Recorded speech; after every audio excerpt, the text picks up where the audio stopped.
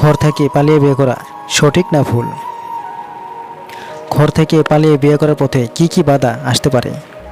কোন কোন বিষয় খেয়াল রাখতে হবে? পালিয়ে কিভাবে বিয়ে করব, সবই তুমি এই ভিডিওতে জানতে পারবে। দেখো, ঘর থেকে পালিয়ে বিয়ে করার সিদ্ধান্ত কারো ক্ষেত্রে খুবই ভালো হয়, আবার কারো ক্ষেত্রে খুবই খারাপ হয়। সবই তোমার উপর নির্ভর করবে। তোমার ফ্যামিলিতে তোমার কেমন সম্পর্ক, তোমার লাভার্সের সাথে তোমার কেমন ভালোবাসা, কতটা ভালোবাসা, তার উপর নির্ভর করে। তাই প্রথমে একটা প্রপার প্ল্যানিং, সঠিক পরিকল্পনা ছাড়া যদি তুমি পালাও তাহলে মারাত্মক বিপদে পড়বে। একটা সঠিক প্ল্যান অবশ্যই বানাতে হবে। দেখো, আমাদের দেশের আইন, আমাদের দেশের সংবিধান প্রত্যেককেই স্বাধীনতা দিয়েছে। তুমি যাকে পছন্দ করো, তুমি নিজের ইচ্ছেই তাকে অবশ্যই বিয়ে করতে পারবে।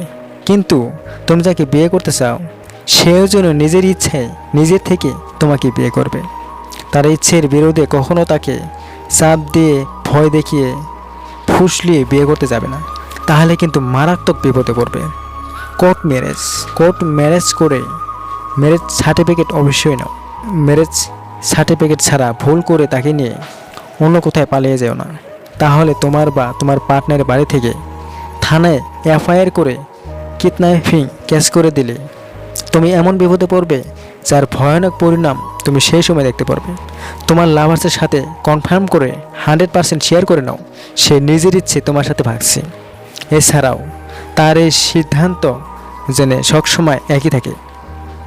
পরবর্তীতে তার এই মত পাল্টে যেন না যায়। পুলিশকে দেখে বা আইনের লোককে দেখে মত পাল্টে দিচ্ছে, তাহলে কিন্তু চরম বিপদে পড়বে তুমি।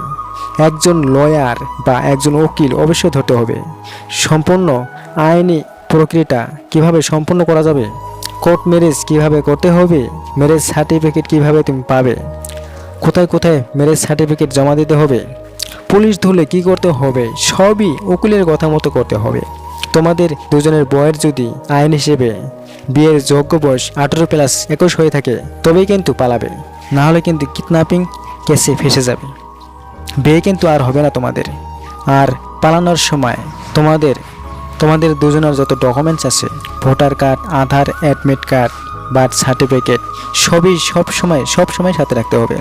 কোর্ট ম্যারেজ করার পর কোর্ট থেকে যে ম্যারেজ সার্টিফিকেট দেবে সেটা তোমরা দুজনেই তোমার ফ্যামিলিতে তখনই হোয়াটসঅ্যাপের মাধ্যমে পাঠিয়ে দাও, যাতে সবাই জানতে পারে তোমরা বিয়ে করেছো আইন মতো। কেউ কাউকে কিডন্যাপ করো নাই, কোনো অপহরণ করো নাই। কিন্তু তারপরেও যদি পুলিশ ঘুষকে এফআইআর নিয়ে তোমাদেরকে খুঁজছে, তাহলে তখন অবশ্যই সাথে নিয়ে সেই উকিলকে নিয়ে আর ম্যারেজ সার্টিফিকেট নিয়ে সেই থানাতে তোমরা দুজনই সরাসরি চলে যাও। আর থানাতে যাওয়ার আগে অবশ্যই উকিলকে সাথে নিয়ে কোর্টে যাও। কোর্টে গিয়ে জানাও যে তোমরা দুজন একসাথে থেকে যে আমরা আমাদের নিজের ইচ্ছে বিয়ে করেছি, এই আমাদের সার্টিফিকেট, কিন্তু তারপরও আমাদের জন্য মিথ্যে এফআইআর করেছে। তাহলে আর কোনো ভয় নাই। কারণ পুলিশ অনেক সময় টাকা খেয়ে খুবই মাতাব্বরি করে মারপিট করে অনেকে মারও দেয়, সেটা আর তোমাকে দেবে না। আর তার সাথে তোমাদের মিথ্যে যে কেসটা আছে সেটাও নষ্ট হয়ে যাবে, ওটার আর কোনো ভ্যালু থাকবে না। এবার দেখো, তোমাদের দুজনের মধ্যে যদি কারো ফ্যামিলি থাকে মারার ভয় দেখাচ্ছে, তাহলে তোমরা অবশ্যই প্রোটেকশন নিতে পারো কোর্ট থেকে, এসপি অফিস থেকে বা লোকাল স্টেশন থেকে। এগুলো সব উকিলের কাছ থেকে শুনে করতে হবে। এছাড়াও যেদিন তোমরা দুজন পালাবে, যেদিন তোমরা ফিক্স করেছো যে আজকে পালাবো, ঠিক তখন থেকে তোমাদের যে মোবাইলের সিম কার্ড আছে সেটা খুলে রেখে দাও, যাতে পুলিশ তোমাদেরকে লোকেশন ট্র্যাক করে ধরতে না পারে। যতক্ষণ না পর্যন্ত তোমাদের বিয়ে হচ্ছে, তার আগে যদি পুলিশ তোমাদেরকে ধরে তাহলে কিন্তু তোমাদের আর বিয়ে হবে না, পুলিশ ধরে নেবে। তো সেটা যেন না করতে পারে। এবার জানবো ঘর থেকে পালিয়ে বিয়ে করা সঠিক না ভুল। দেখো, তোমরা দুজন যদি দুটি অন্য ধর্মের হয়ে থাকো, ধরো বৌদ্ধ জন, তাহলে কোনো সমস্যা নেই। আমাদের দেশের আইন তার স্বীকৃতি দিয়েছে, অবশ্যই বিয়ে করতে পারবে। তার জন্য ধর্ম পরিবর্তন করার কোনো প্রয়োজন নেই। দুইজনে নিজের নিজের ধর্ম থেকেও জীবন কাটাতে পারবে। কিন্তু একটা কথা মাথায় রেখো, যদি তোমাদের দুজনের ইচ্ছাতে বিয়ে হোক, যদি তোমরা অন্য অন্য ধর্মে বিয়ে করো, তাহলে বাবা মা সবচেয়ে বেশি চিরজীবন দুঃখী হবে।